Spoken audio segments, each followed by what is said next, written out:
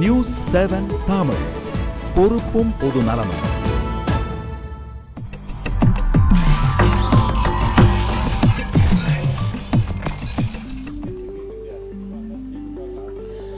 வணக்கம். இது RS TMT கம்பிகள் வழங்கும் கேள்வி நேரம். இந்த நிகழ்ச்சியின் மூலமாக மீண்டும் உங்களை சந்திப்பதில் மிக்க மகிழ்ச்சி. நான் செந்தில். மக்கள் சமூகம் சார்ந்து உங்கள் ஒவ்வொருவருக்குள்ளும் ஓடிக்கொண்டிருக்கும் கேள்விகளுக்கான விடை காணும் நேரம் இது. அந்த வகையில் இன்றைய கேள்வி நேரத்திற்கான பொருள் என்ன, திரையில் பார்க்கலாம். கூட்டணி தமிழகத்தில் அடுத்த ஆண்டு சட்டப்பேரவைக்கான பொதுத் தேர்தல் நடைபெற உள்ள நிலையில் பல்வேறு கட்சிகளும் தேர்தல் வரும்பொழுது பார்த்துக் கொள்ளலாம், கூட்டணிக்கு இப்பொழுது என்ன அவசரம், அதை குறித்து ஏன் பேச வேண்டும் என்று சொல்லிக் கொண்டிருந்தாலும் கூட அந்த கட்சிகளினுடைய தலைமைகள் மிக தீவிரமாக தேர்தலுக்கான கூட்டணிகளை அமைத்துக் கொள்வதில் மிக முனைப்போடு செயல்பட்டுக் கொண்டிருக்கின்றார்கள். இந்த தருணத்தில் நேற்று டெல்லி சென்று பிரதமரை சந்தித்திருக்கிறது எதிர்க்கட்சி தலைவர் விஜயகாந்த் தலைமையிலான அனைத்து கட்சிகளினுடைய ஒரு குழு. இதை மையப்படுத்தி திராவிட முன்னேற்றக் கழக தலைவர் கருணாநிதி அவர்களிடம் செய்தியாளர்கள் கேட்டபொழுது, ஒருங்கிணைந்த இந்த கட்சிகள் தேர்தலிலும் ஒன்றுபட்டால் நன்றாகத்தான் இருக்கும், அப்படி ஒரு சூழல் ஏற்பட்டால் அது குறித்து பரிசீலிப்போம் என்று அவர் தெரிவித்திருந்தார்.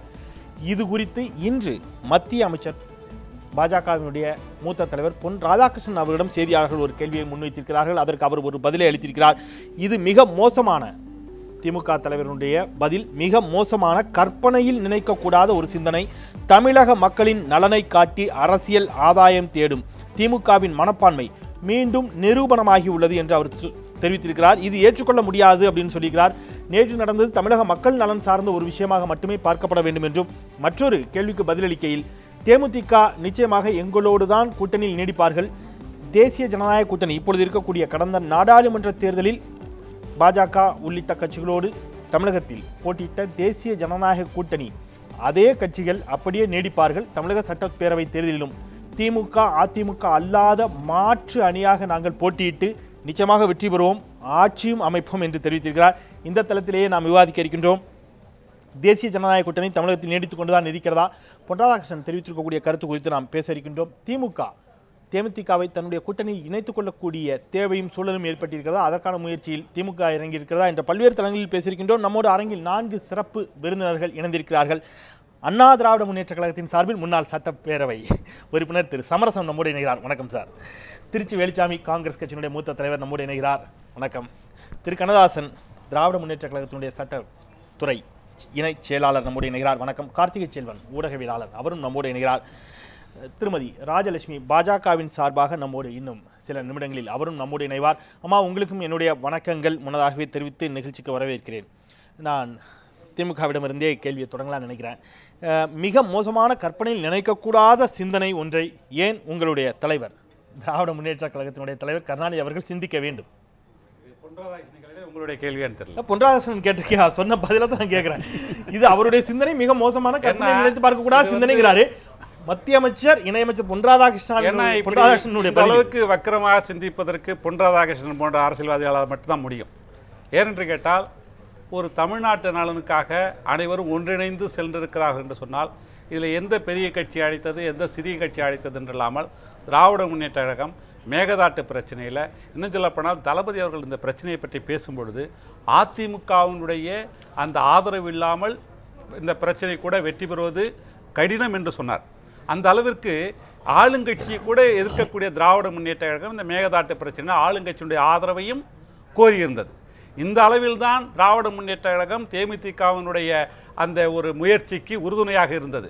தலைவர் கலைஞர்களை கேட்டபோது, தமிழகத்தில் இன்றைய தினம் நடைபெற்றக்கூடிய ஆட்சிக்கு எதிராக அனைத்து எதிர்க்கட்சிகளும் ஒன்றிணைந்து செயல்பட்டால் நல்லது என்ற அடிப்படையில் ஒரு கருத்தை கூறியிருப்பதை ஒரு வக்கிரமான எண்ணத்துடன் பொன் ராதாகிருஷ்ணன் போன்றவர்கள் விமர்சித்திருப்பது கேட்கப்பட்ட கேள்விங்கிறது, இது கூட்டணியாக உருமாறுமா, அடுத்து வரக்கூடிய தேர்தலிலும் எதிரொலிக்குமா என்ற ஒரு கேள்வி முன்வைக்கப்பட்டது. தற்போதைய தமிழகத்தினுடைய சூழலை அப்படி ஒன்று அமைந்தால் அது குறித்து பரிசீலிப்போம். யாரையுமே கூட வந்தவங்க அத்தனை பேர் எங்க கூட்டணியில் வருவாங்க தலைவர் சொல்லல. தலைவர் பதில் வந்து கேட்டால், இந்த ஆட்சியினுடைய அவலங்களை போக்குவதற்கு ஒரு கூட்டணி அமைவது நல்லது என்ற அடிப்படையில் அவர் பதில் சொன்னார். அதை போய் கற்பனை பிஜேபி பற்றி நமக்கு தெரியும். அவர்கள் மிஸ்டு கால் கட்சியாக இருக்கக்கூடியவர்கள்.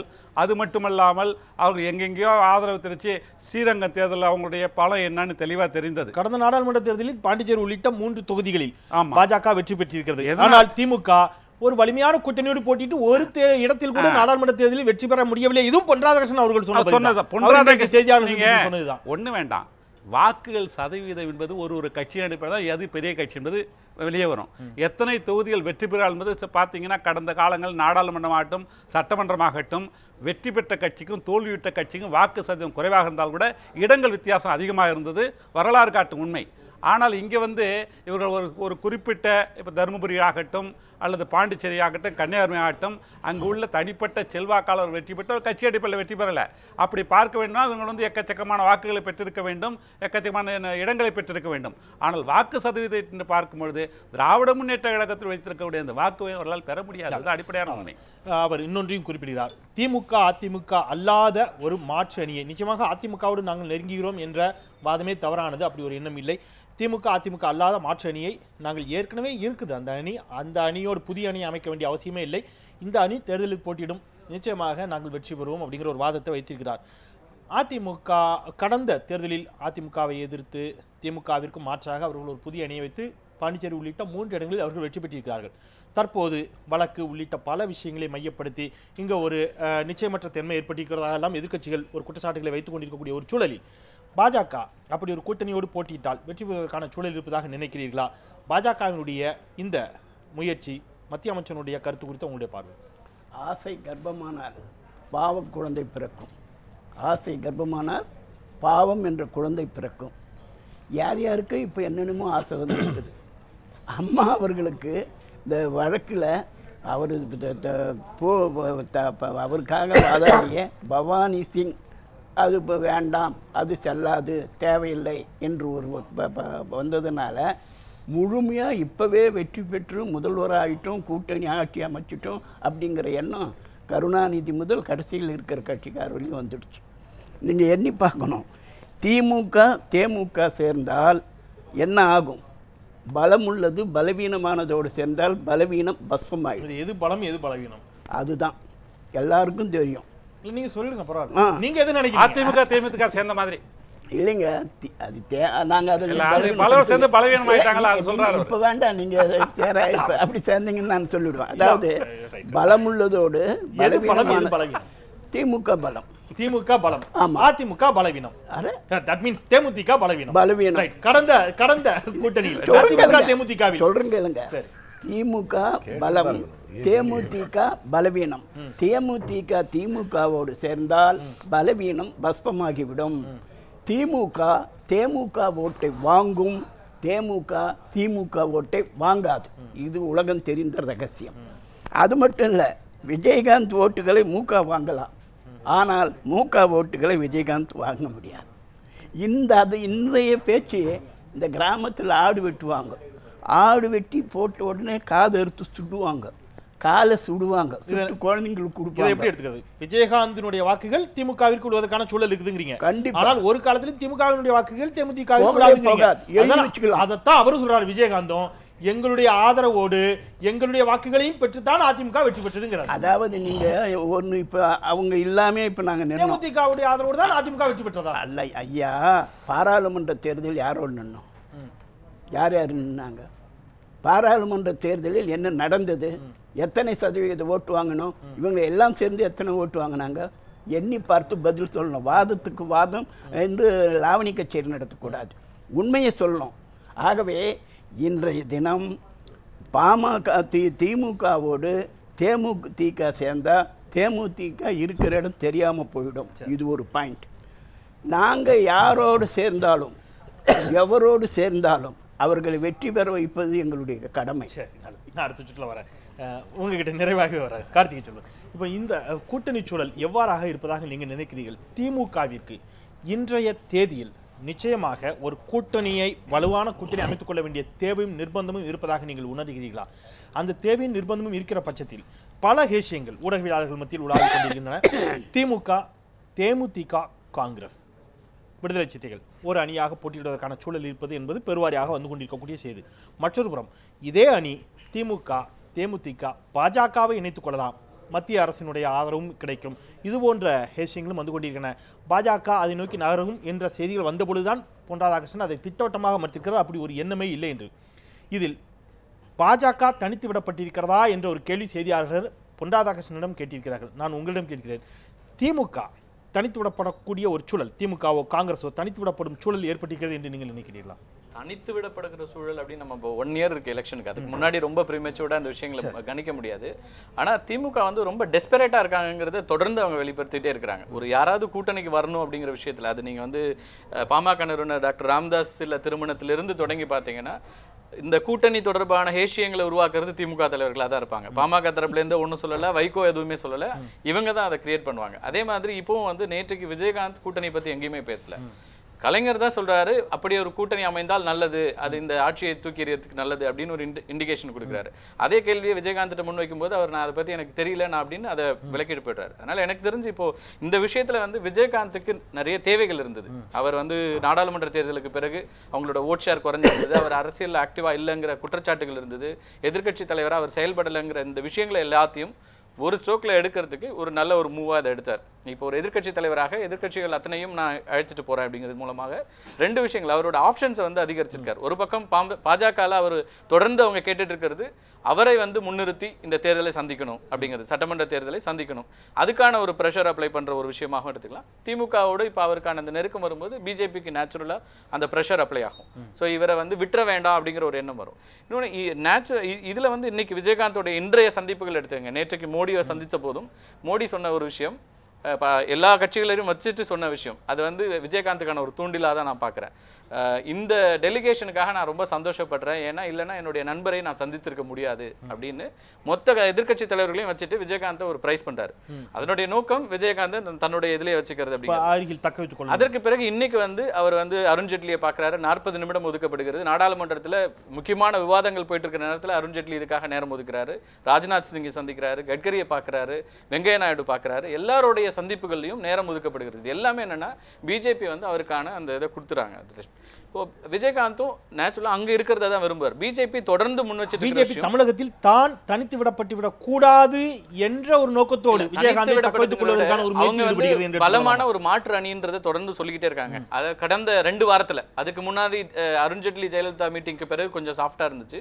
ஆனா 2 வாரத்துல பியூஷ் கோஷல் வந்துட்டு போனதுக்கு பிறகு அட்டாக் பயங்கர ஸ்ட்ராங்கான சூழலை உருவாக்குவதற்கான அவங்க சொல்ற அந்த மாற்று அணி இருக்குல்ல, திமுக அதிமுக மாற்று அணி அப்படின்னு ஒரு விஷயம் இருந்ததுன்னா அந்த அணிக்கு விஜயகாந்த் இருந்தால் மட்டும்தான் ஓரளவுக்காவது ஒரு முக்கியத்துவம் வரும். அப்ப அவரை அதை வந்து வச்சுக்கிறதுக்கு தான் பாக்குறாங்க. 2 அரசு கழகங்களும் இதை வந்து உங்களுக்கு வழக்குகளை சந்திக்கிற எந்த சூழல்ல பிஜேபி இதுதான் சரியான நேரம்னு அவங்க பாக்குறாங்க. இதை விட வேற சிறந்த நேரம் மாற்று அணிக்கான வாய்ப்பு இல்லை அப்படிங்கிறது இப்பொழுதும் கூட உங்களிடம் மற இல்லாத நிலைதான். நான் ஏன்னா மொத்தமா எல்லோருக்கும் சேர்த்து பதில் சொல்ல வேண்டிய இடத்துல நீங்க இருக்கிறதுனால நான் நம்முடைய திருமதி ராஜலட்சுமி அவர்கள் பாஜகவின் சார்பாக ஸ்கைப்ல நம்மோட இணைகிறாங்க. அவருடைய கருத்துக்களையும் கேட்டுவிட்டு வருகிறேன். வணக்கம்மா. இப்போ இங்க நடந்த இந்த உரையாடலை நீங்களும் கேட்டிருப்பீர்கள். இன்றைய தேதியில் பாஜகவிற்கு அப்படி ஒரு சூழல் ஏற்பட்டிருக்கிறதா? தட் மீன்ஸ் தனித்து விடப்பட்டு விடக்கூடாது.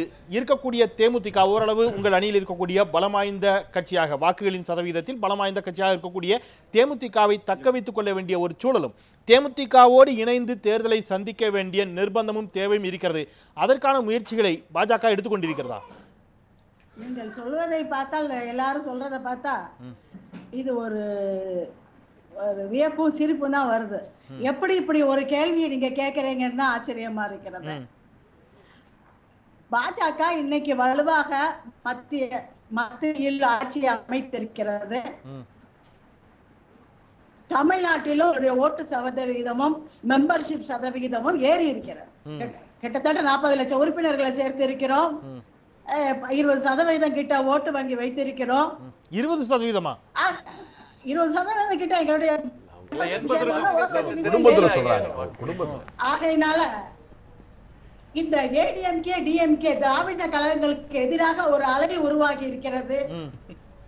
அவங்க மாற்று கட்சியாக, ஒரு தேசிய இயக்கமாக பாரதிய ஜனதா கட்சியை மக்கள் பார்க்கிறார்கள் என்பதற்கு தான் இதையெல்லாம் ஒரு அமைப்பாக வருகிறது.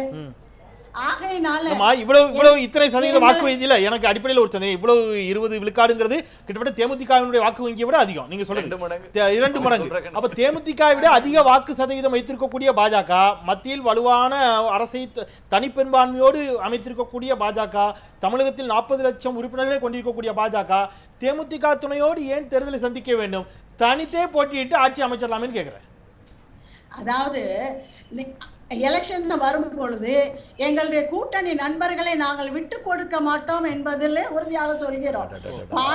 பாராளுமன்ற தேர்தலில் தேமுதிக அவங்க பிரேமலதா விஜயகாந்த் அவர்களும் நன்றாக பரப்புரை செய்து ஆமா அப்படி பார்த்தா கூட அவர்களை விட மிக கடுமையாக தன்னுடைய சொல்வன்மையால் வீதி வீதியாக பாஜகவை கொண்டு போய் சேர்த்தவர் வைகோ தான்.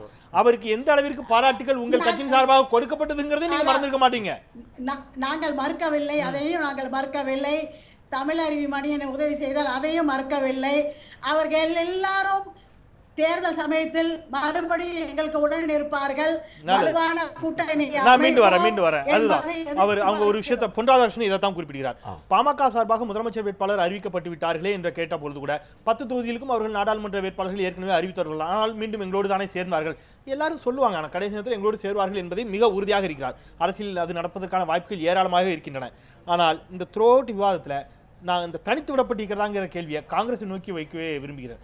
காங்கிரஸ் இந்த போட்டிக்குள்ளே இல்லைன்னு நீங்க ஃபீல் பண்றீங்களா? இவங்க எல்லாம் ஏதோ ஒரு இடத்துல போட்டியிலேயாவது இருக்காங்க. காங்கிரஸ் மைதானத்துக்குள்ளே இல்ல, ஃபீல் பண்றீங்களான்னு என்ன சொல்லுங்க. நாங்க எதுக்கு நானே ஃபீல் பண்றேன் கேக்குறேன் உங்ககிட்ட கேக்குறேன். தனியா இருக்கறோமா கூட்டணியா இருக்கோம்? நாங்களா இருக்கிறோம்ங்கறத ரொம்ப முக்கியம். காங்கிரஸோட கூட்டணி கிடையாது திமுக தெளிவா சொல்லிட்டாங்க. யாரு? காங்கிரஸோட கூட்டணி கிடையாது திமுக தெளிவா சொல்லிடுச்சு. திமுக ன்னு நீங்க யாரை சொல்றீங்க? முக ஸ்டாலின் எப்ப சொன்னாரு? மிக தெளிவா சொன்னாரு. காங்கிரஸ் 2012ல சொன்னதை இப்ப சொன்னீங்களே. நீங்க ரொம்ப நினைவாற்றல் அதிகம் தெரியுது. நீங்க இன்னொன்னு பாத்துங்க, பொன் ராதாகிருஷ்ணனை நான் பாராட்டுவேன். அவருடைய நேர்மை பாராட்டுக்குரியது. பழைய கூட்டணி அப்படியே தொடரும் அப்படின்னே கேட்டாங்க. பிஎம்கேன்னு கேட்டோடனே அவங்க முதல்ல அறிவிச்சாங்க, அப்புறம் திரும்பி வாபஸ் வாங்கிட்டாங்கன்னாரு. கூட்டணி இருக்கிற போதே சேலம் போன்ற சில ஊர்களில் தேமுதிகவும் போட்டி போட்டுச்சு, அவங்களும் போட்டி போட்டாங்க. அது ஒரு மிகப்பெரிய குழப்பமா இருந்துச்சு பாராளுமன்ற தேர்தலில். அது அப்படியே நீடிக்குங்கிறது எவ்வளவு நாசுக்கா சொல்றாரு. இல்ல அதுதான் நான் கேட்கிறேன். அது நீங்க கேட்கலாம், அவங்க கிட்ட கேட்கலாம். நான் கேட்கறது காங்கிரஸ் கொடுத்து கேட்கின்ற பொழுது அதிமுக நிச்சயமாக காங்கிரஸோடு கூட்டணி சேருவதற்கான வாய்ப்பு இல்லைன்னு அவங்களும் மறுத்து கொண்டு வருகிறார்கள். தொடர்ந்து திமுகவும் மிக தெளிவாக இனி எந்த காலத்திலும் அப்படின்னு அவர் ஆழமா சொல்றாரு, காங்கிரஸோடு கூட்டணி வைக்க மாட்டோம்னு சொன்னார். அதாங்க 2012க்கு அது இன்னும் சூழல் மாறுங்கிறீங்க. நான் ஒரு தெளிவா சொல்றேங்க, உங்கள் மட்டுமல்ல நாடு முழுக்க இருக்க எல்லாருக்கும் சொல்லுவேன். இனி இந்தியாவில் குறிப்பாக தமிழ்நாட்டில் கொள்கை ரீதியான கூட்டணி என்பதே இல்லைன்னு முடிஞ்சு போச்சு. Politics is art of favour. யாரோடு சேர்ந்தால் நமக்கு என்ன லாபம், யாரோடு சேர்ந்தால் நமக்கு அதில் பலன் கிடைக்கும். அப்படி பார்த்தா கூட காங்கிரஸோடு சேருவதால் திமுகவுக்கு என்ன லாபம் இருக்கும் நீங்க நினைக்கிறீங்க? திமுக நாங்க தனியா நிக்கவும் நாங்க தயார் தான். எங்களுக்கு ஒன்றும் பிரச்சனையே கிடையாது. காங்கிரஸ் தோற்பதால் காங்கிரஸுக்கு இழப்பு இல்ல, தமிழ்நாட்டுக்கும் தேசத்துக்கு வேணா இழப்பா இருக்கலாம். நாங்க வெற்றி பெற்றால் எங்களுக்கு ஒன்றும் அதனால லாபமும் கிடையாது. நான் கேட்கறது அவங்க இப்போ ஒரு வாதத்தை வைக்கிறாங்க, ரைட், அதுல முரண்பாடு இருக்கலாம், நீங்க விவாதிப்பீங்க. அது 40 லட்சம் உறுப்பினர்கள் 20% வாக்கு வங்கி, அது ஒரு பக்கம் இருக்கட்டும். என்னுடைய கேள்விங்கிறது, காங்கிரஸுக்கு இங்கே ஒரு குறிப்பிட்ட வாக்கு வங்கியும் கை சின்னத்திற்கான ஒரு மக்களிடம் கை சின்னம் என்பது ஒரு ரீச்சான ஒரு சின்னம்னு வச்சுக்கோங்க, அதுல மாற்றுக்கிறது இல்லை. ஆனால் இன்றைக்கு ஜி.கே. வாசன் ஒரு அணியாக பிரிந்திருக்கிறார். ஓரளவிற்காவது அவரும் உங்களுடைய வாக்குகளை பிரித்து சென்றிருப்பார். காங்கிரஸ் இப்பொழுது காங்கிரஸோடு சேருவதால் அது அதிமுக இருக்கலாம் திமுக இருக்கலாம், என்ன லாபம்னு அவங்களுக்கு நினைக்கிறீங்க? நீங்க சொன்ன அடிப்படையில் பிரிந்து விட்டால் பலவீனமாயிடும், சேர்ந்துட்டா பலமாயிருங்கிறது சொல்றதுக்கு சரியா இருக்கலாம். திமுக அதிமுக பிரிஞ்சுச்சு, 2 பேரும் அழிஞ்சு போயிருக்கணும்ல. இப்ப 2 பேரும் எப்படி பலமா இருக்கிறாங்க? அரசியல் கணக்கு என்பது வேறு. காங்கிரஸ் வாசன் பிரிந்ததற்கு பின்னாலே தான் இன்றைக்கு இளங்கோவனுடைய தலைமையில தமிழ்நாட்டில் காங்கிரஸ் கட்சி பலமாக இருக்கிறது, உயிரோட்டமாக இருக்கிறது. தமிழ்நாட்டில் இன்னைக்கு எந்த மூலைக்கு போய் ஒரு டீ கடையில் உட்கார்ந்து 4 பேர் பேசினாலும் காங்கிரஸ் கட்சியை பற்றியோ அல்லது இளங்கோவனுடைய குற்றச்சாட்டுகளை பற்றியோ பேசாமல் இருந்தால் அவர்கள் மனநோயாளிகள் தான். நம்ம ஒரு இடைவேளைக்கு பிறகு பேசலாம். இளங்கோவனுடைய குற்றச்சாட்டுகளை பற்றி பேசுகிறார்களா அல்லது காங்கிரஸ் மீதான குற்றச்சாட்டுகளை பற்றி பேசுகிறார்களா என்ற ஒரு வாதத்தோடு தொடரலாம். ஒரு சிறிய இடைவேளைக்கு பிறகு கூட்டணி கணக்குகள் மாறுமா நீடிக்குமா பேசலாம். ஒரு சிறிய இடைவேளைக்கு பிறகு. நியூஸ் 7 தமிழ், பொறுப்பும் பொது நலமும்.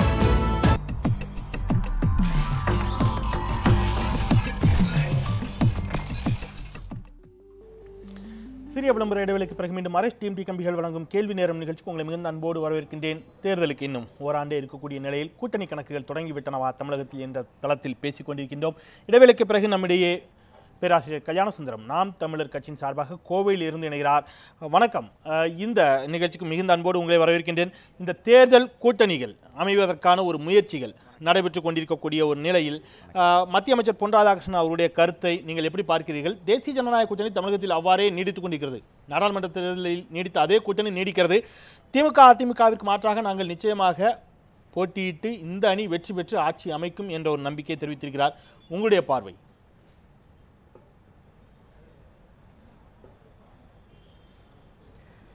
ஆமாம் ஐயா பொன் ராதாகிருஷ்ணன் அவர்கள் நேற்று இந்த அறிக்கையை நான் படித்தேன். நீங்கள் சொல்கிற மாதிரி தேசிய ஜனநாயக கூட்டணி நாடாளுமன்ற தேர்தல் இருந்ததை போல இப்போ இல்லை. மரியாதைக்குரிய ஐயா வைகோ அவர்கள் விலகி இருக்காரு.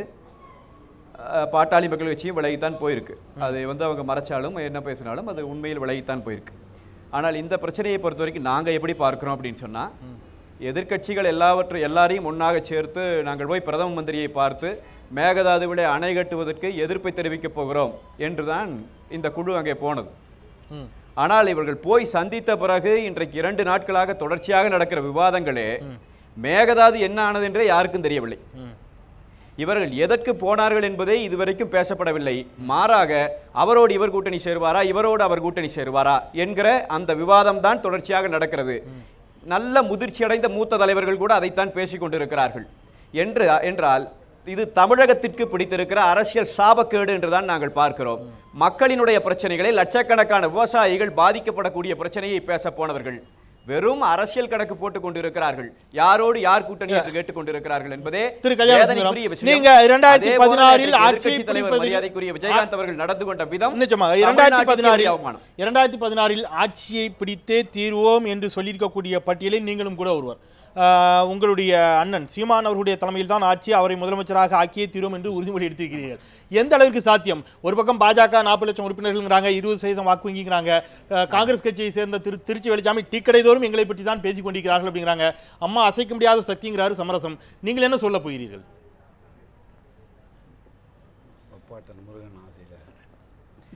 இல்லை, எதுவுமே சாத்தியத்திலிருந்து பிறப்பதில்லை, எதுவுமே தேவையிலிருந்து தான் பிறக்குது. சாத்தியமா சாத்தியம் இல்லையா என்று கேள்வி கேட்டுக்கொண்டு எதுவும் இல்லை. இப்ப தேவையா இல்லையா என்பதுதான் கேள்வி. இப்ப நடந்து கொண்டிருக்கிற விவாதத்தை பார்த்தீர்கள் என்றாலே இந்த நாட்டில் ஒரு மாற்று அரசியல், படித்த இளைஞர்களின் மாற்று அரசியல் தேவை என்பதை நீங்கள் உணர முடியும். எனவே ஜனநாயக சக்திகள், இந்த நாட்டில் ஜனநாயகத்தின் மீது நம்பிக்கை கொண்டிருக்கிற மக்கள், ஒரு மாற்று அரசியல் வேண்டும் என்று விரும்புகிற மக்கள் கட்டாயம் நாம் தமிழரை ஆதரித்து நிற்பார்கள். நான் இப்பொழுது கொஞ்ச நேரத்துக்கு முன்னாடி பேச தொடங்குவதற்கு முன்னால் கூட முப்பாட்டன் முருகனினுடைய பேரன் பேசுகிறானா என்று கூட யாரோ ஒருத்தர் கேட்டாங்க அங்க அந்த விவாத அரங்கில்.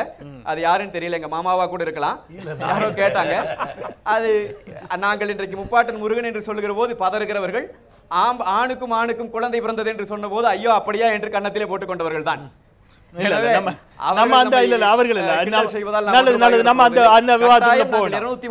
தொகுதியிலும் போட்டியிட போகிறோம். நல்லது, நன்றி. நம்ம பேசலாம். இப்போ அவர் ஒரு விஷயத்தை முன்வைக்கிறாரு. இந்த விவாதம் என்பது மேகதாதுவை மறந்து இன்றைய கூட்டணியை நோக்கி அழைத்து செல்லப்பட்டு விட்டது, வருத்தத்திற்குரிய ஒரு விஷயங்கிறார். இப்போ இந்த கூட்டணிக்கான விவாதமாக இதை மாற்றியதில் அந்த புள்ளியை, அந்த கோலத்துக்கான முதல் புள்ளியை வைத்தவர் உங்களுடைய தலைவர் என்றால் உங்களால் மறக்க முடியுமா? ஏன்னா யாருமே, அவர் கார்த்திகை சொல்ல யாருமே கூட்டணி பற்றி பேசாத பொழுது கூட்டணி அமைந்தால் நல்லது என்ற ஒரு விஷயத்தை முன்வைத்து மொத்த விவாதத்தையும் மேகதாதுவையும் மறந்து இன்றைக்கு ஊடகங்கள் உட்பட நாங்கள் உட்பட இதை பற்றி பேசக்கூடிய ஒரு நிலைக்கு ஏன் இதை தள்ள வேண்டும்? அது அப்போ பொன் ராதாகிருஷ்ணன் சொன்ன மாதிரி எல்லா மக்களினுடைய, அது அவர் தெளிவாக சொல்றாரு, இதற்கு முன்பும் இந்த மாதிரி தான் நடந்திருக்கிறாரு. தமிழக மக்களினுடைய நலனை காட்டி அரசியல் ஆதாயம் தேடும் திமுகவின் மனப்பான்மை மீண்டும் நிறுவனம் ஆகியுள்ளதுங்கிறார். அப்போ ஏற்கனவே இந்த மாதிரி நிறைய பண்ணியிருக்கீங்கிறார் அவர். அதுதானே அவரும் கோடிட்டு காட்டுறாரு. அதாவது தமிழக அரசியல் தலைவர் கலைஞர் அவர்களை மையப்புள்ளியாக கொண்டு தான் சுற்று எப்பொழுதுமே, அது எப்பொழுதுமே அது. நேற்று மேகதாது பிரச்சனையை பொறுத்த வரைக்கும் தலைவர் கலைஞர் அவர்கள் ஒரு எதிர்க்கட்சி தலைவராகக்கூடிய விஜயகாந்த் ஆலோசனை அங்கே பிறந்தநிலை அழைத்து சென்று பார்த்துட்டு வந்தாங்க. அது சம்பந்தமாக பல்வேறு வாழ்த்துக்களை ஆலோசனை சொல்லியிருக்கிறாங்க. ஆனால் செய்தியாளர்கள் ஒரு கேள்வி கேட்குறாங்க, இந்த மாதிரி ஒரு இணைந்து போயிருக்கீங்களே, தமிழகத்தில் நடைபெறாத ஒரு அதிசயமாக போயிருக்கீங்களே, இணைந்து போயிருக்கும்போது கூட்டம் வாய்ப்பு இருந்தால் நல்லதுன்னு சொன்னாங்களே தவிர நாங்கள் அத்தனை பேரும் கூட்டணி சேருவோம்னு சொல்லவே இல்லை. இது ஊடகங்கள் இதை பெருசாக்கி, அதாவது வாய்ப்பு ஒரு கூட்டணி உருவான்னு சொல்றதுல என்ன தவறு இருக்கிறது? ஒரு கூட்டணி உருவாப்போன்னு சொல்றதுல ஒரு கட்சி தலைவர் என்ன போல எதிர்க்கட்சி தலைவர் அதுதான் சொல்றேன். அப்போ ஊடகத்தோட தவறு அப்படின்னு கொண்டு வர இல்ல, ஊடக தவறு நான் சொல்லல. நல்லாவே தெரியும், அவர் நிறைய விஷயங்களை தெரிஞ்சவர், ஊடகத்தை எப்படி பயன்படுத்தணும்னு தெரியும்.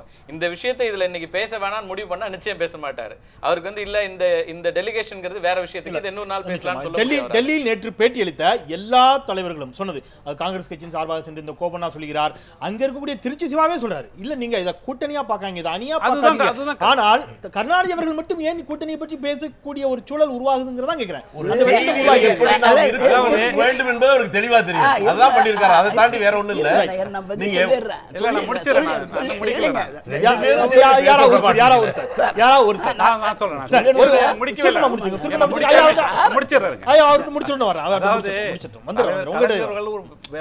கேள்வியினா தொடுக்கப்படும் பொழுது அதற்கு ஒரு பதில் அளிக்கிறார். அந்த ஒரு பதில் இன்றினம் தமிழக அரசில் ஒரு கிளர்ச்சியை கிளப்பி இருக்கிறது என்றால், நிச்சயமாக விவாதம், பின்ன இதை பத்தி விவாதம் பேசும்போது நீங்க எதை சொல்றீங்க, ஒரு விவாதத்தை கிளப்பி இருக்கிறது என்றால் அதுல இவனோட உண்மைத்தன்மையை நீங்க புரிஞ்சுக்கணும். என்ன சிவா அவர்கள் தெளிவா சொன்னார், இந்த கூட்டணி எதுக்கா இந்த வந்திருக்கும்னு சொல்லத தெளிவா சொன்னார் மேகதாது. அதுதான் சரியான. எதை எடுத்துக்கொள்ளுங்க ஐயா, காவேரி பிரச்சனையில் கருணாநிதி அவர்களுக்கு மிகப்பெரிய கெட்ட பெயர் வந்து விட்டது. அது காவேரியை கொண்டு வந்து விட்டுட்டாங்க. நீங்க பாருங்க, குறுக்கீடு பேசாதீங்க தயவு செய்து, நாம் பேசக்கூடாது. ஆகவே இந்த காவேரி பிரச்சனை என்பது கர்நாடகா, இந்த பிரச்சனை மேகதாதுவும் கர்நாடகா தான். இந்த கர்நாடகாவின் பிரச்சனையை எடுத்து சென்று காவேரி பிரச்சனையை மறைச்சிடலாம் அப்படின்ற ஒரு எண்ணத்துல அவர் யார் போனாலும் போவார்.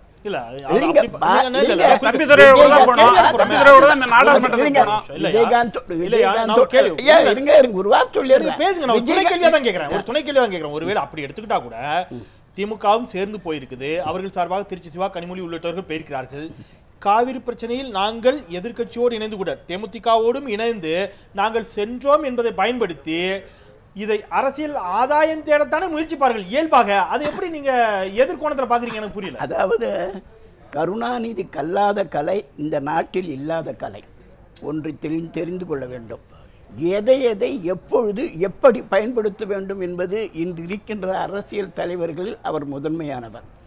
இந்த நேரத்தில் அவர் இதை பயன்படுத்துவது, நாளைக்கு இவர் இல்லைங்க பாஜக, இன்னைக்கு விஜயகாந்த் தலைமையில் போச்சுன்றாங்க, நாளைக்கு பாஜக தலைமையில் போட்டோம், ஏசிஎஸ் தலைமையில் போட்டோம், எஸ்ஆர்எம் யார் பின்னாடி அவர் போக தயார். நாங்கள் யாரையும் நாங்கள் அழைத்து செல்ல மாட்டோம், ஆளுங்கட்சி யார் அழைத்தாலும் நாங்களும் போக மாட்டோம். பார்ப்பது தவறா? அவருடைய தரம், அவருடைய நிலை, அவருடைய வெயிட், அனைத்து கட்சிக்கு கூட்டத்தை கூட்டி இந்த வேலையை முன்னெடுத்து செய்ய வேண்டிய பொறுப்பு ஆளும் கட்சிக்கு இருந்திருக்கிறது. அதை அவர்கள் செய்யவில்லைன்னு அவங்க ஒரு குற்றச்சாட்டு வைக்கிறாங்க.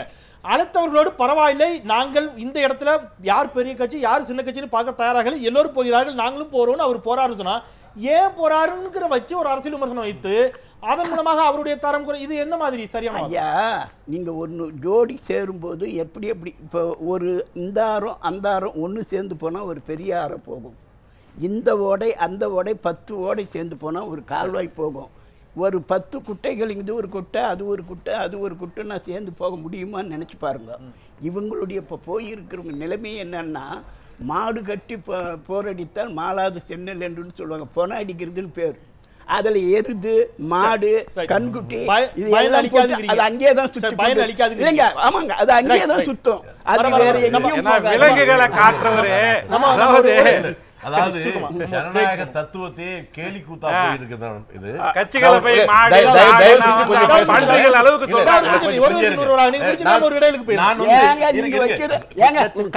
சின்னமே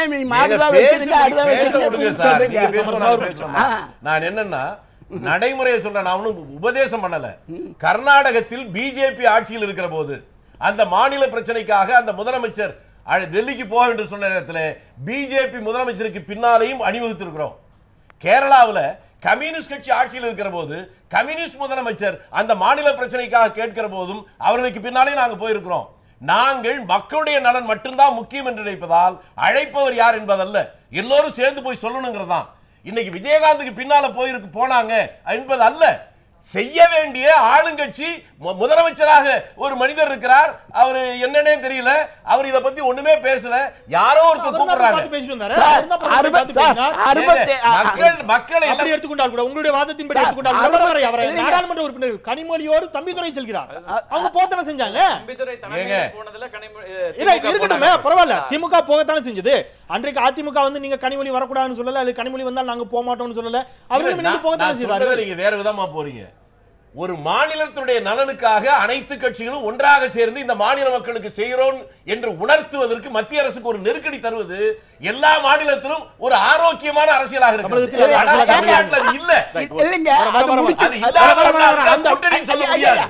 முடிச்சுட்டு வெளியே வந்து பத்திரிகையாளர்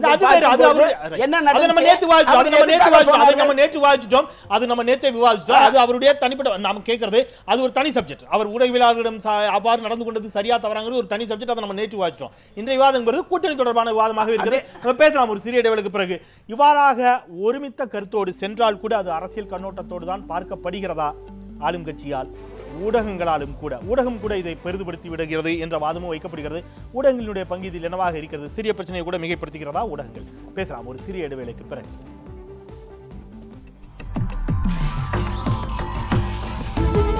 நியூஸ் 7 தமிழ், பொறுப்பும் பொது நலமும்.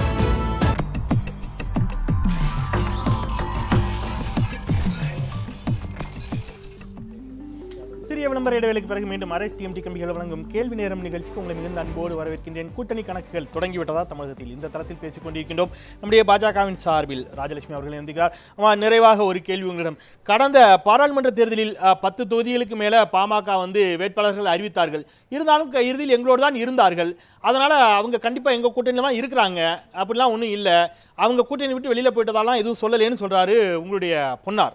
என்னுடைய கேள்விங்கிறது, வலிமையாக இருக்கிறோம், வளமையாக இருக்கிறோம், நாங்கள் நிச்சயமாக ஆட்சி அமைப்போம், இப்படிலாம் ஒரு பக்கம் சொல்லிட்டு அவங்க எல்லாம் போகலை, எங்க கூட தான் இருக்கிறாங்கன்னு சொல்லக்கூடிய அளவுக்கு ஏன் அவங்க பாமக எங்களோடு இல்லாவிட்டாலும் நாங்கள் வெற்றி பெறுவோம் என்று சொல்லக்கூடிய அளவிற்கு தைரியமும் தன்னம்பிக்கையும் பாஜகவிடம் இல்லையா? பாமக அவங்க முதலமைச்சர் வேட்பாளரே அறிவிச்சிட்டாங்க, இருந்தாலும் இழுத்து பிடிச்சி போனவங்களை இழுத்து பிடிச்சி நிப்பாட்டுறீங்களா நீங்க? அதாவது நான் முதல்லயே சொன்ன மாதிரி தமிழ்நாட்டின் நலனுக்காக அண்மையில் ஒரு டிஸ்கஷன் நடந்தது, மேகதாதுவை மறந்து விட்டார்கள் என்று. தமிழ்நாட்டில் ஆளும் கட்சி தான் அனைத்து கட்சிகளையும் கூட்டி செல்ல வேண்டும். இது வந்து விஜயகாந்த் முன்னணி வைத்திருக்கிறார், பாஜகவும் பின்புலத்தில் இருந்து கூட்டிக் கொண்டு சென்றிருக்கிறார்கள். அதான் எல்லாரும் சொல்றாங்க பாஜக தான் பின்புலமாக இருந்தது அப்படின்னு. அதாவது மத்திய அமைச்சர் பொன் ராதாகிருஷ்ணன் அவர்கள் தமிழ்நாட்டு நலனில் மிகவும் அக்கறை எடுத்து மேகதாது பிரச்சனையாகட்டும், இன்று நடந்து கொண்டிருக்கின்ற மீனவர்கள் பிரச்சனையை தீர்ப்பதாகட்டும் ஆகிய பல்வேறு தமிழ்நாட்டு பிரச்சனைகளை நாங்கள் தமிழ்நாட்டில் ஆளும் கட்சியாக இல்லாத போதே செய்து கொண்டிருக்கிறோம் என்பதை இங்கே குறிப்பிட்டு சொல்லுகிறேன். ஆனால் பிரச்சனை நீங்கள் நல்லதுமா, நீங்கள் சொல்லக்கூடிய எல்லா பிரச்சனைகளுமே தமிழ்நாடு சம்பந்தப்பட்ட பிரச்சனை இல்லை, அதை தீர்க்க வேண்டியது மத்திய அரசு தொடர்பான பிரச்சனை. மத்தியில் நீங்கள் தான் ஆட்சியில் இருக்கிறீர்கள், அதை தீர்க்க வேண்டிய இடத்திலும் நீங்கள் தான் இருக்கிறீர்கள். நல்லது, எங்களோட ஸ்கைப்பில் இணைந்து உங்களுடைய கருத்துக்களை பதிவு செய்வதற்கு மிக நன்றிமா. வரேன் ஐயா, வரேன் கார்த்திக் சொல்லுவேன். ஏன்னா கடந்த சுற்றுலா அவர்கிட்ட இன்னும் போகவே இல்லை, அவர்கிட்ட வந்துடுறேன். இப்போ இவங்க சொல்லக்கூடிய ஒரு கணக்கு நம்ம ரொம்ப ஜஸ்ட் லைக் சிலர் அண்டர் எஸ்டிமேட் பண்ணுறோமோ அப்படின்னு சில நேரங்களில் தோன்றும். அசைக்கவே முடியாத காங்கிரஸ் என்ற காங்கிரஸை அசைத்து தான் திமுக ஆட்சிக்கு வருகிறது. பெருந்தலைவர் காமராஜரே தோற்கடிக்கப்பட்டார். இப்போது ஏன் சாத்தியமில்லாதுங்கிற ஒரு கேள்வி இயல்பாக முன்வைக்கப்படும். நாம் தமிழர் சார்பாக அவர் சொன்னதுதான், சாத்தியம் இல்லையாங்கிறது பிரச்சனை, தேவையா இல்லையாங்கிறது தான் பிரச்சனை. அப்படிங்கிற தளத்தில் தமிழகத்தில் திமுக அதிமுக அவர் சொல்றாரு 50 ஆண்டுகால ஆட்சியை பார்த்து மக்கள் நொந்து போய் விட்டார்கள். நீங்கள் கடந்த தேர்தலில் ரொம்ப சாதாரணமாகத்தான் பார்க்கப்பட்டதான் தானி. ஆனால் தமிழகத்தில் 2 இடங்களையும் பாண்டிச்சேரியில் ஒரு இடமும் பெறாங்கன்னு சொன்னா, ஏன் தமிழ்நாட்டில் அவர்களால் ஆட்சியை பிடிக்க முடியாத சூழல் இருந்தாலும் கூட ஒரு வாதத்திற்கு வைத்துக் கொண்டால் மிகப்பெரிய அளவில் ஒரு வலிமையான அணியாக அவர்கள் உருவாகக்கூடிய சூழல் இல்லைன்னு சொல்ல முடியுமா உங்களால? மாற்றத்துக்கான தேவைங்கிறது எல்லா நாளிலும் இருந்துட்டே இருக்குது. திமுக அதிமுக மாற்று வேணுங்கிறதுல அடிப்படையில தான் வைகோ வந்தாரு, அதன் அடிப்படையில தான் அதுக்கு பிறகான விஜயகாந்த் வரைக்கும் அந்த 10% வந்ததுங்கிறது மாற்றத்துக்கானது தான். ஆனால் அந்த மாற்றத்திற்கான எதிர்பார்ப்போடு வாக்களித்த பிறகு அவர்கள் அந்த எதிர்பார்ப்புக்குரியவர்களாக இருந்தார்களான்னா அது யாருமே அந்த அளவுக்கான ஒரு தலைமைத்துவத்தோடு கூட வரலங்கிறது தான் இப்போ வரைக்கும் இருக்கிற ஹிஸ்டரியா இருக்கு. திமுக அதிமுக இருக்குது. இப்போ வந்து பிஜேபி நினைக்கிற ஒரு சூழல் என்னன்னா, ரெண்டு கட்சிகளும் வழக்குகளை சந்திச்சுட்டு இருக்கும்போது இந்த வழக்குகள் நிச்சயமாக இளைஞர்களை பெரிய அளவுக்கு அவங்களுக்கு எதிராக திருப்புது அப்படிங்கிற ஒரு அப்சர்வேஷன் இருக்கும்போது தான் அவங்க இதுக்கான முயற்சி எடுக்கிறாங்க. அதோடு கூட அவங்களுக்கு பவரும் சென்டர்ல இருக்குது. இப்போ அந்த மாதிரி ஒரு சூழலில் இதை விட வேற எப்பவும் முடியாதுங்கிற ஒரு முயற்சி எடுக்கிறாங்க. ஆனால் நீங்கள் வந்து அதற்கான இப்போ நீங்கள் பிஜேபி எந்தெந்த மாநிலங்கள்லாம் வெற்றி பெற்றிருக்கிறதோ, உத்தரப்பிரதேஷ் மற்றும் மாதிரியான மற்ற மாநிலங்கள் எந்த மாநிலங்கள்லையும் அவங்களுக்கு இருக்கிற ஹிந்தி பேசுகிற அந்த மாநிலங்களில் மட்டும்தான் அவங்களால இது வரைக்கும் போக முடிஞ்சிருக்கே தவிர நான் ஹிந்தி ஸ்பீக்கிங் ஸ்டேட்ஸில் அவங்களால பர்ஃபார்ம் பண்ண முடியாது. குறிப்பாக தமிழ்நாட்டோட அரசியல்ங்கிறது மொத்தமாக வேறான அரசியல். நீங்கள் வந்து திராவிட கட்சிகளுக்கு மாற்றான தேவை இல்லை, நான் என்ன சொல்றேன், ஆமாம் திராவிட கட்சிகளுக்கு மாற்று தேவை அப்படிங்கிற எதிர்பார்ப்பு இருந்துகிட்டே இருக்குது, அதுக்கான தேவை இருக்குது, எல்லாமே இருக்குது. ஆனால் இந்த தேர்தல் அப்படிங்கிறது மோடியை முதல்வராக்கிறதுக்கான தேர்தல் கிடையாது. முன்னாடி அவங்க வெற்றி பெற்றதே மோடியை முன்னிறுத்தி வெற்றி பெற்றாங்க. அதுவே இன்னைக்கு வந்து கேள்விக்குள்ளாக இருக்குது. 11 மாதங்கள்ல அவங்க என்ன பண்ணியிருக்காங்க, அந்த இமேஜுங்கிறது முழுக்க சரிஞ்சிருக்குது. இப்போ அந்த மாதிரியான ஒரு சூழல்ல நீங்க வந்து எப்படி வந்து பாஜக வந்து திரும்பி இங்க வந்து நீங்க நாடாளுமன்ற தேர்தல் அவங்களுக்கு இருந்த அந்த எதிர்பார்ப்பு கூட சட்டமன்ற தேர்தலுக்கு இருக்குமாங்கிறது கேள்விக்குறி. வழக்கு இந்த வழக்கை மையப்படுத்தி தான் பெரும்பாலும் நாங்க உங்க ஒரு வேக்கம் கிரியேட் ஆயிருக்குது, நாங்க ஆட்சி பிடிப்போம், இதெல்லாம் இந்த வாதங்கள் எல்லாம் வழக்கை மையப்படுத்தான் வைக்கிறது. ஒருவேளை வழக்கு அதிமுகவிற்கு பாதகமாக அமைந்தால் அது பாஜக அணிக்கு பலம் சேர்க்கக்கூடியதாக இருக்குமா அல்லது திமுக அணிக்கு? இல்ல, அப்பதான் வந்து நீங்க வந்து டிவைடட் அப்போசிஷன் வரும். பாதகமாக அமையும் பட்சத்துல எல்லாருக்குமே முதலமைச்சர் கனவு இருக்கு. ஏன்னா இப்போ வந்து ஒரு 6-7 முதலமைச்சர்கள் இன்னைக்கு இருக்காங்க இந்த தேர்தலில் தான் அபூர்வமா ஜாஸ்தி ஆயிடுச்சு. ஆமா, அப்ப அந்த கனவுகளோட ஒவ்வொருத்தரும் அப்ப வந்து நீங்க எல்லாருமே தனித்து அவங்களுடைய இதை வந்து ட்ரை பண்ணி பார்க்கலாம்னு நினைப்பாங்க. அப்போ வந்து ஒரு எதிர்கட்சிகளுடைய அந்த ஒற்றுமை இல்லாத பட்சத்தில் திருப்பியும் அதிமுகவுக்கான வாய்ப்புகள் தான் அதிகமா இருக்கும். ஏன்னா இன்னைக்கு வாக்கு சதவீத அடிப்படையிலையும், ஆனால் இன்னைக்கு இந்த 6 மாதத்துல ஆட்சி நடக்கிறது இருக்குல்ல, ஜெயலலிதா அவருடைய தண்டனைக்கு பிறகு ஓபிஎஸ் தலைமையிலான ஆட்சி வந்த பிறகு நிறைய குற்றச்சாட்டுகள் வரதையும் நம்ம பார்க்கிறோம். ஊடகங்கள்ல நிறைய குற்றச்சாட்டுகள் எழுப்பப்படுது, நிறைய விஷயங்கள் விமர்சனத்துக்கு உள்ளாக்கப்படுது. அதற்கு பிறகு அவங்களுடைய வாக்கு வங்கி கட்டாயமா சரிந்திருக்கிறது. அதை கேபிட்டலைஸ் பண்ணக்கூடிய இடத்துக்கு இன்னும் எந்த எதிர்கட்சியும் வரலங்கிறது தான் இப்போ வரைக்கும் இருக்கிறது. ஆனால் இன்னும் ஓராண்டுல நிறைய நேரம் இருக்கு, அதுக்குள்ள மாறக்கூடிய சூழல் ஒண்ணு. நான் கல்யாண சுந்தரம் அவர்கள் ஒரு பக்கம் அவங்க வந்து இல்ல நாங்க மீண்டும் தேசிய கட்சிகள் தமிழகத்திற்கு வந்தால்தான் இந்த மாதிரியான பிரச்சனைகளுக்கு, காவிரி பிரச்சனை இதுக்கெல்லாம் தீர்வு இருக்கும், தேசிய கட்சிகள் ஆட்சியில் இருக்கின்ற போது இந்த பிரச்சனையே இல்லை அப்படிங்கிறது தான் நம்முடைய திருச்சி வெளிச்சாமி போன்றவர்கள் தொடர்ந்து வைக்கக்கூடிய வாதம். நீங்க திராவிட கட்சிக்கு மாற்றாக தேசிய கட்சின்னு இப்போ பாஜக ஒரு வாதத்தை வைக்கிறாங்க. நீங்க தேசிய கட்சியும் எதிர்க்கிறீங்க, திராவிட கட்சியும் எதிர்க்கிறீங்க, தமிழர்னு புதிதாக நாம் தமிழராக இணைவோம்னு புதிய ஒரு முழக்கத்தோடு உள்ள வர்றீங்க.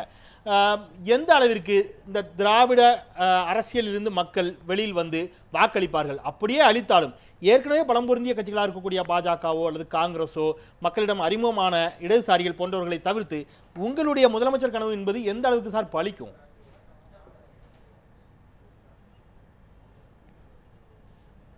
நீங்கள் முதலமைச்சர் கனவு என்பதாகவே அதை பார்க்க வேண்டாம். தமிழ்நாட்டை தமிழர் ஆள்வது என்கிற ஒரு குறிக்கோளை வச்சு தான் நாங்கள் இந்த பரப்புரையை முன்வைக்கிறோம்.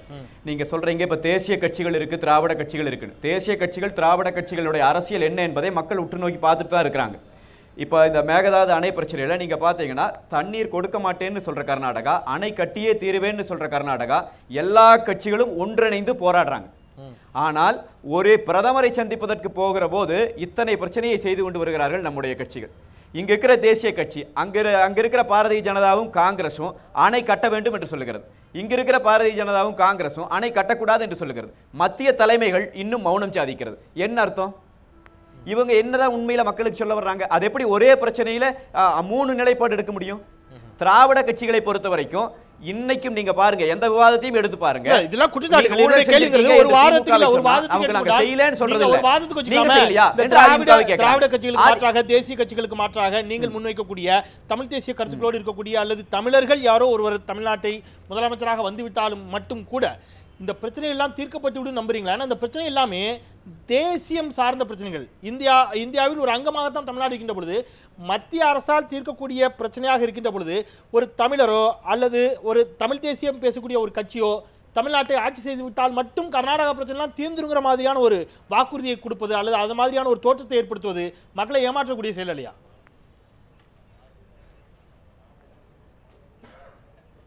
கட்டாயமா இல்லை. ஏன்னு சொல்றோம்னா, உண்மையில் மக்களை நேசிக்கிற இந்த மண்ணின் மக்கள் நல்ல தலைமை ஒன்று இருக்கிறது என்று சொன்னால் நமது காரியங்கள் கட்டாயமாக நடந்தே தீரும். இப்போ ஒன்றும் இல்லைங்க, நீங்கள் இப்போ ஈழ பிரச்சனையை எடுத்துக்கோங்க. ஈழ பிரச்சனை நடந்த அந்த கொலை, இப்போ இனப்படுகொலை நடந்த காலத்தில் மத்திய அமைச்சரவையில் இருந்த திராவிட முன்னேற்ற கழகம் தொழில்துறை அவங்க எடுத்திருந்தது கப்பல் துறை மந்திரியாக இருந்தாங்க.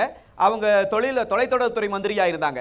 அதே அவர்கள் எங்களுக்கு அயல்நாட்டு மந்திரி வேணும் என்று சொல்லி மத்திய அரசில் ஒரு அங்கம் வகிச்சிருந்தாங்கன்னு சொன்னா அந்த பிரச்சனையை நம்மால் தீர்த்திருக்க முடியும். ஆனால் அவர்களுக்கு அந்த நோக்கம் இல்லை, அதை அங்க செய்ய வேண்டும் என்கிற நோக்கம் இல்லை. அவர்களை பொறுத்த வரைக்கும் இந்த துறைகளில் என்ன லாபம் கணக்கா இருக்கு. இங்க இருக்கிற கலைஞர்கள் தங்களை காப்பாற்றிக் கொள்ள பார்க்கிறார்கள். திமுக ஆட்சியின் பொழுது ஈழ விவகாரத்தில் சீமானுக்கு இருந்த வேகம் அஇஅதிமுக ஆட்சியில் குறைந்து போயிருக்கிறது அப்படிங்கிற ஒரு வாதத்தை வைக்கிறாங்க. திசை மாறிட்டார், முப்பாட்டன் முருகன் மேல பாசமாயிட்டாங்க. இல்ல குறைந்து போயிருக்கிறதுனா எப்படி குறைந்து போயிருக்கிறது நீங்க சொல்லுங்க. என்ன நாங்க என்ன செய்யல, என்ன போராடல நீங்க சொல்லுங்க. எதுல நாங்க நாம் தமிழர் கட்சி எதற்காக போராடல, என்ன பரப்புரையை நாங்க செய்யல? இதே ஜெயலலிதா அவர்கள் ஆட்சிக்கு வந்த பிறகு சட்டமன்றத்திற்குள்ளே வந்து அந்த நாங்கள் என்ன கோரிக்கை வச்சிருந்தோமோ அதற்கான தீர்மானங்கள் நிறைவேற்றப்பட்டதா இல்லையா? அதற்கான அழுத்தங்களை நாம் தமிழர் கட்சி கொடுத்து கொண்டே இருந்ததா இல்லையா? இன்றைக்கு வரைக்கும் அண்ணா திராவிட முன்னேற்ற கழக அரசால் எதிர்க்கப்படுகிற கட்சி என்று சொன்னால் அது தமிழ்நாட்டிலே நாம் தமிழர் கட்சி மட்டும்தான். தெரியுமா உங்களுக்கு? ஒரு பொதுக்கூட்டம் இன்றைக்கு நாங்கள் நடத்த முடியாது தெருவில் இறங்கி. அத்தனையும் நாங்கள் நீதிமன்றத்தில் அனுமதி வாங்கி தொடர்ச்சியாக எதிர்ப்புகளை சந்தித்து தான் முன்னேறி போய் கொண்டிருக்கிறோம். நீங்க எதுல நாங்க சமரசம் பண்ணிருக்கோம்? அது இன்றைக்கு எல்லா பொதுக்கூட்டங்களும் நேற்று வரை இருந்ததை சொல்றேன். நான் போன மாதம் நான் நடத்திய கூட்டம், கோயம்புத்தூர்ல நடத்திய கூட்டம் நான் நீதிமன்றத்தில் வாங்கியிருக்கேன். நல்லது நான் வர இந்த நிலையில் அவர் ஒரு கருத்தை முன்வைக்கிறாரு. ஒருவேளை அது அஇஅதிமுகவிற்கு சாதகமாக அமையக்கூடிய சூழல் தான் இருக்கும். ஆனால் ஓபிஎஸ் அவர்கள் முதலமைச்சராக வந்த பிறகு வந்து கொண்டிருக்கக்கூடிய அடுக்கடுக்கான குற்றச்சாட்டுகளும் ஒரு மாஸ் லீடரா இன்னும் உங்களுடைய கட்சியினுடைய தலைவி வெளியில் வராத நிலைகளும் ஒருவேளை பின்னடைவு ஏற்படுத்தக்கூடிய சூழல் ஏற்பட்டு விடலாம். ஆனால் அதை இன்னும் அந்த பலனை அறுவடை செய்து கொள்வதற்கு எந்த எதிர்க்கட்சிகளும் தயாராக இல்லைங்கிறார். அந்த இடத்திற்கு பாஜக தயாராகி கொண்டிருக்கிறது என்று எடுத்துக்கொள்ளலாமா? அது தயாரானால் வழக்கின் தீர்ப்பு உங்களுக்கு பாதகமாக வந்தால் அஇஅதிமுகவிற்கு பின்னடைவு ஏற்படுமா? சிங்கம் குண்டடிப்பட்டு காயம்பட்டு படுத்து கொண்டிருந்தாலும் அதன் கம்பீரத்தை எந்த களவாளி பயல்களாலும் களவாட முடியாது. அதை மனதிலே பதிவு வைத்துக் கொள்ளுங்கள். யானை என்றால் என்ன, சிங்கம் என்றால் என்ன, மாடு என்றால் என்ன, ஆடு ஒவ்வொருத்தருக்கும் இருங்க. யாருங்க நீங்க தான் ஒரு எடுத்துக்காட்டு தமிழம் சார் பாருங்க. இப்ப போன இந்த ஐயா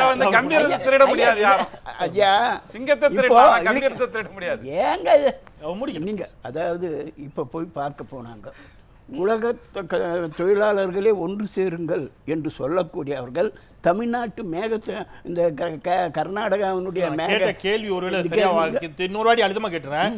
வழக்கு பாதகமாக அமைந்தால் மீண்டும் சிறை தண்டனை உறுதி செய்யப்பட்டால் அஇஅதிமுகவின் எதிர்காலம் என்னவாக இருக்கும் சட்டப்பேரவை தேர்தலில் கேட்கிறேன். அதாவது எங்கள் அம்மா எங்கிருந்தாலும் ஒன்றும் இல்லைங்க.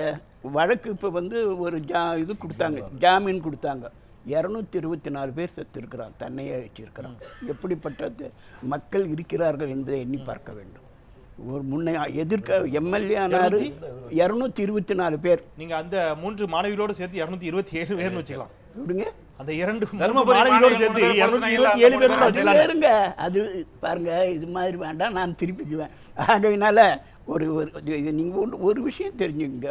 ஒவ்வொன்றும் நடக்கும் போதும் ஒவ்வொருத்தருக்கும் மக்கள் வைத்திருக்கின்ற அன்பு, பாசம், வெறி எவ்வளவு என்பதை அந்த அடிப்படையில் நிச்சயமாக அம்மா அவர்கள் எங்கிருந்தாலும் தேர்தல் வந்தால் நிச்சயமாக வெற்றி. சமரசம் அவர்களை நான் பாராட்டுறேன்.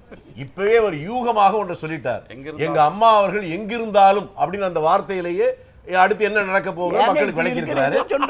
நான் ஒண்ணுமே சொல்லுங்க, நான் புதுசா ஒண்ணும் சொல்லுங்க. அவர் இன்னொன்னு சொன்னாரு முன்னால, என்னன்னு கேட்டா ஜனநாயக தத்துவம் என்பது அது ஒரு உயர்ந்த தத்துவம். அதை பேரும் புரிஞ்சுக்கிறது இல்ல. பாராளுமன்ற தேர்தலில் நாங்க ஜெயிக்கலையா? இதுக்கு முன்னால ஒரு தேர்தலில் 40 இடத்துல தோத்தீங்களா? அப்ப என்ன தூக்கிலே தொங்கிட்டீங்க? ஜெயிப்பதும் தோல்வியுடைய நீங்க கொஞ்ச நேரம் இருங்க, நாங்க பேசுறத கேட்போம். நீங்களே பேசிக்கிட்டு இருக்க நான் கேட்டுட்டு இருக்கணுமா? நாங்க பேசுறத கொஞ்சம் கேளுங்க சார். சும்மா நீங்க அசம்பிளியா நினைச்சுக்கிட்டீங்க, நீங்க சொன்னது எங்களை விட்டு வெளியே போறதுக்கு. நாங்க பேசுறத கொஞ்சம் கேளுங்க. உங்களுக்கு உயிர் கொடுத்ததே நாங்க தான், உங்க உயிரை எடுக்க போறதும் நாங்க தான். அதை புரிஞ்சுக்கணும். என்ன ஒரு மந்திரி தான் இப்ப ஜெயிலுக்கு போயிருக்காரு, உங்க மூலமும் வரிசையா இப்ப ஜெயிலுக்கு போகுது. ஒரு பேட்டியிலேயே பேச விட மாட்டீங்களா? என்ன பொருள்? அவர் முடிச்சிட்டோம். திரு சமரசம் அவர் முடிக்கட்டும். என்ன பேச விட வேணாமா? அவர் கொஞ்சம் இருங்க, அமைதியா இருங்க. சொல்லுங்க. அதாவது வெற்றி தோல்வி என்பது வேறு. ஒரு அரசியல் கட்சி எதுக்கு? மக்களுக்கு பணியாற்ற. ஆளுங்கட்சியில் இருந்தால் மட்டும்தான் பணியாற்ற முடியும் என்பதல்ல, எதிர்கட்சியிலிருந்து பணியாற்றலாம். சில நேரத்துல எப்படி சம்பந்தம் இல்லாம காங்கிரஸுக்கு பழி வருதுன்னா, இந்த பேட்டி ஆரம்பிக்கிற போது கூட கோவையில இருந்து நம்ம பேராசிரியர் சொன்னார் பாருங்க, எனக்கு சம்பந்தமே கிடையாது, ஒருவேளை முப்பாட்ட முருகன் சொல்லி மாமா தான் சொல்லியிருப்பாரோ அப்படின்னு சொன்னாரு. நாங்க மருமகன்களை பாராட்டுகிறவங்க, எங்க மரியாதை போனாலும் நினைக்கிறவங்க, நாங்க அந்த ஜாதி. அதனால நான் அதை சொல்லல. இப்படி இன்றைக்கு தமிழ்நாட்டுடைய பிரச்சனைகளுக்காக ஒரு டெலிகேஷன் போகுது. அதுல போவது என்பது ஒரு கூட்டணி அல்ல. கூட்டணி வருமா வராதா என்பது விவாதம் வருவது வேறு. நாங்க அதுக்கு தான் முன்னாலே சொன்னேன், கர்நாடகத்தில் பிஜேபி முதலமைச்சர் அந்த மாநில பிரச்சனைக்காக அழைக்கிற போதும் போனோம். ஏன் நீங்க கூப்பிடுங்க, ஜீரோ பண்ணி சொல்லுவோம், கூப்பிடட்டும், நாங்க அப்பா பின்னால வர்றோம். மக்களுடைய பிரச்சனைக்காக மத்திய அரசுக்கு ஒரு நெருக்கடி தர வேண்டிய அந்த அவசியம், அந்த கட்டாயம், அந்த கடமை முதலமைச்சருக்கு இல்லையா? இவர் சொன்னாரு 237 பேர் எங்க அம்மாவுக்காக செத்தாங்கன்னு.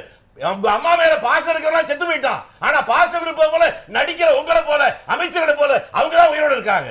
ஏன் இந்த போலித்தனம்? என்ன மாதிரியான வாதம்? அப்ப பின்ன என்ன அர்த்தம்?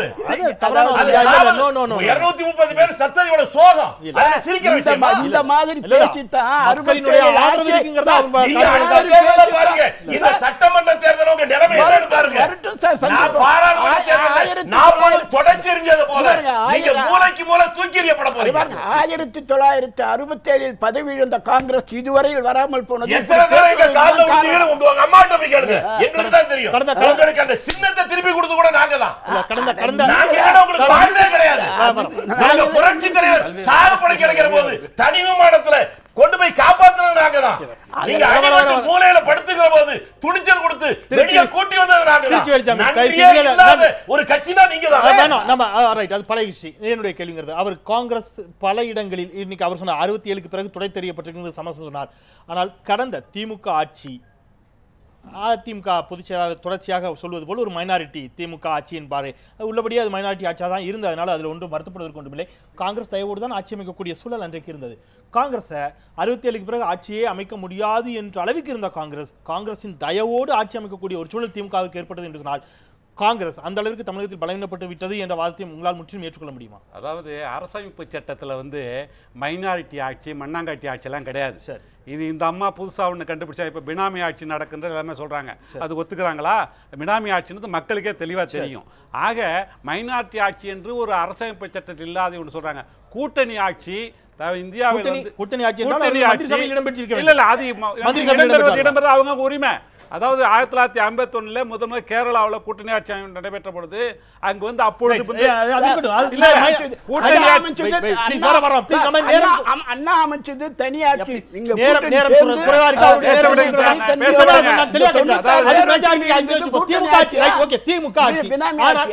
ஆனால் காங்கிரஸ் ஆதரவோடு நடைபெற்ற திமுக ஆட்சி. காங்கிரஸ் ஆதரவு மட்டும் இல்ல, பாமக ஆதரவு இருந்தது, பல்வேறு கட்சிகளுடைய ஆதரவோடு தான் பெருவாரியாக இருந்த உறுப்பினர்கள் காங்கிரஸ்.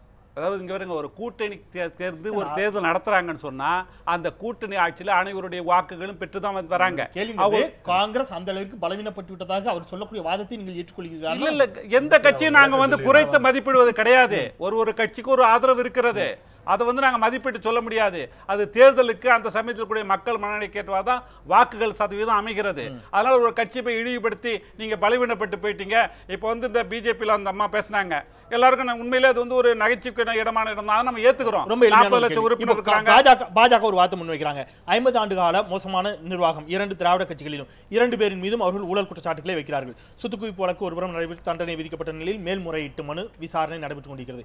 இங்கே 2G உள்ளிட்ட வழக்குகள் நடைபெற்றுக் யார் நிரபராதி யார் குற்றவாளி என்பதை நீதிமன்றம் முடிவு செய்யட்டும், அது ஒரு புறம் இருக்கட்டும். ஆனால் 2 தரப்புகளிலும் குற்றச்சாட்டுகள் ஏராளமாக இருக்கின்றன. அப்போ அவங்க சொல்றாங்க, இந்த குற்றச்சாட்டுகளை முன்வைத்து நாங்கள் போவோம், எங்கள் மீது பெரிய அளவில் எந்த குற்றச்சாட்டுகளும் இல்லை, ஒரு நேர்மையான ஆட்சியை நாங்கள் கொடுப்போம் என்று பாஜக முன்வைக்கிறது.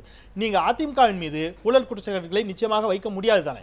ஏன்னா மக்கள் இயல்பாகவே 2G பத்தி கேட்பாங்க. ஊழல் குற்றச்சாட்டு நீங்க எதை முன்வைத்து அதிமுக ஊழல் வழக்குக்கு காரணமே திமுக தான்ன்றது அவங்களுடைய குற்றச்சாட்டு. கேளுங்கிறது, எதை முன்வைத்து அஇஅதிமுகவின் மீதான விமர்சனங்களாக நீங்கள் எதை முன்வைத்து தேர்தலை சந்திக்க முடியும்? ஒண்ணுமே வேண்டாம். இந்த 4 ஆண்டு ஆட்சியில இவங்க பண்ணக்கூடிய அவலங்களை எடுத்து எடுத்து சொன்னாலே மக்களுக்கு மிக தெளிவாக தெரியும். அதை முன்வைத்தே நிச்சயமாக ஏன்னு கேட்டா தெரியும். இங்க பாருங்க, ஒரு பணம் கொடுக்கல, லஞ்ச பணம் கொடுக்கலன்றதுக்காக ஒரு அதிகாரியை உயிர் வாங்கி அந்த ஆளு தற்கொலை பண்ணி செத்து போய் சிறைக்கு போய் ஒரு அமைச்சர் இன்னொரு அமைச்சர் மீது நீதிமன்றம் இன்னொரு அமைச்சர் மீது உணவு அமைச்சர் காமராஜர் மீது வழக்கு பதிவு செய்ய இன்று நீதிமன்றம் உத்தரவிட்டிருக்கிறது. இருக்கக்கூடியவர்கள் காமராஜன் பேர் வச்சு நிறைவு கருத்தை நெருங்கி இருக்கிறோம். வர உங்களுடைய நிறைவு கருத்தை கேட்கும் அவரை நிறைவு செஞ்சிடலாம். திரு கல்யாணம் நிறைவாக சுருக்கமாக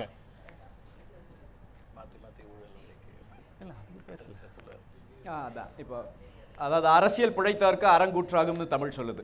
இப்போ கூட நீங்க பாத்தீங்க, 2 திராவிட கட்சிகளும் இங்கேயும் என்ன பேசிக்கிறாங்க, நீங்க கொலை செஞ்சீங்கன்னு அவர் சொல்றாரு, இல்ல நீங்களும் தானே செஞ்சிருக்கீங்கன்னு இவர் சொல்றாரு. இது என்ன, இந்த விவாதம் முடிய போறதே இல்லைங்க. நாங்கள் உறுதியாக நம்புகிறோம் 2016 ஒரு மாற்று அரசியலை முன்வச்சு படித்த பிள்ளைகள் களத்திற்கு வரோம். நாங்க சொல்றது வந்து நாங்க 16ல தனித்து நிற்கிறோம். அது தோற்பதற்காக இல்ல, தொடங்குவதற்காக. முதல் வாக்கு நாம் தமிழர் கட்சிக்கு பதிவாகிற நாளிலே திராவிட தேசிய கட்சிகளினுடைய ஆதிக்கம் தமிழக மண்ணிலே சரிய தொடங்குகிற அந்த புள்ளி அந்த இடம் தான். அது விலகத்தான் போகுது. தேசிய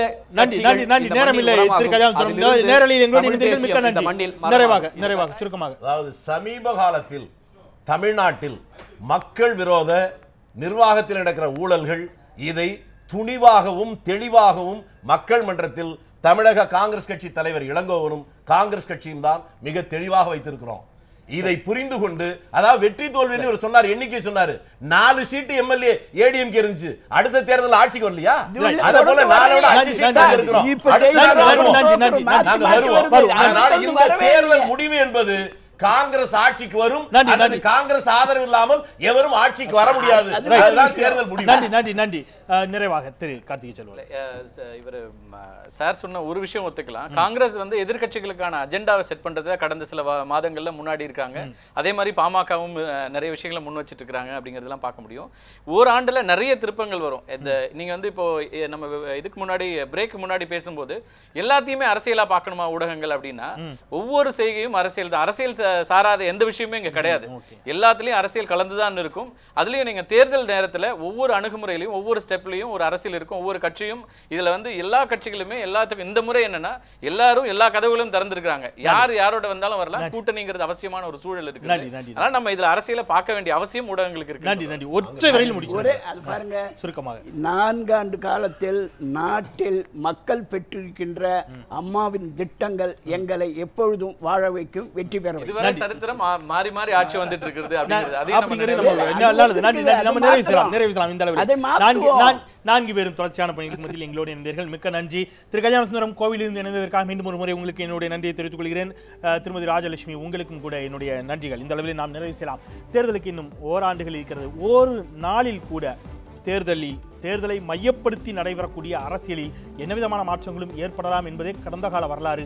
நிகழ்காலத்திலும் அதுதான் நிகழ்ந்து கொண்டிருக்கிறது. தேர்தலுக்கு இன்னும் ஓராண்டு இருக்கக்கூடிய சூழலில் இன்றைக்கு எதிரிகளாக இருக்கக்கூடியவர்கள் நாளை நண்பர்களாக ஆகக்கூடிய மாறக்கூடிய வாய்ப்புகள் ஏராளமாகவே இருக்கின்றன. காலம்தான் பதில் சொல்ல வேண்டும். காத்திருப்போம். அதுவரை பறந்து கொண்டே இருப்பது மக்களின் இயல்பு. அதை மீண்டும் மீண்டும் மீண்டும் நினைவுபடுத்திக் கொண்டே இருப்பது எனது கடமை. அந்த வகையிலே மீண்டும் மற்றும் சில மக்கள் சமூகம் சார்ந்த பிரச்சனைகளோடு கேள்வி நேரத்தில் உங்களை சந்திக்கின்றேன். நான் செந்தில். நன்றி.